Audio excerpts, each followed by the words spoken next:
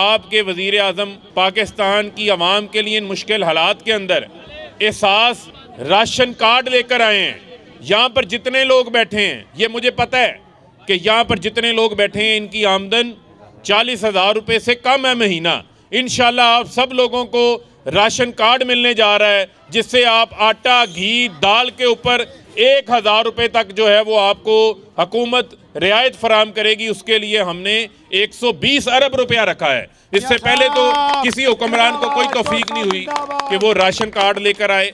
इसके अलावा आज मैं आपको बताना चाहता हूँ, हमारा ये जो खाने पीने का तेल है जिसमें हम खाना बनाते हैं घी के अंदर, ये पाकिस्तान में नहीं बनता, ये सारा बाहर से इंपोर्ट करना पड़ता है।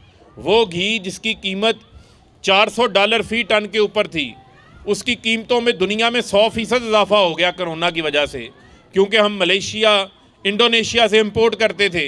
ये बात कोई नहीं आवाम को बताएगा, क्योंकि पाकिस्तान के अंदर पिछले 30 सालों के अंदर हमने अपनी ज़राअत के ऊपर साबका हुक्मरानों ने तवज्जो नहीं दी।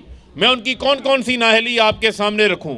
उनका क्योंकि ध्यान लूट मार के ऊपर था, अपने बच्चों को नवाजने के ऊपर था, अपनी फैक्ट्रियां बनाने के ऊपर था, उनका ध्यान एग्रीकल्चर के ऊपर नहीं था। वज़ीर आज़म इमरान खान साहब ने आते साथ एग्रीकल्चर के ऊपर तवज्जो दी। आज हमारी कॉटन के अंदर रिकॉर्ड पैदावार, गन्ने के अंदर रिकॉर्ड पैदावार, जिसकी वजह से आप देखें कि चीनी की कीमतें 150 रुपये के ऊपर गई, माफिया के ऊपर हाथ डाला।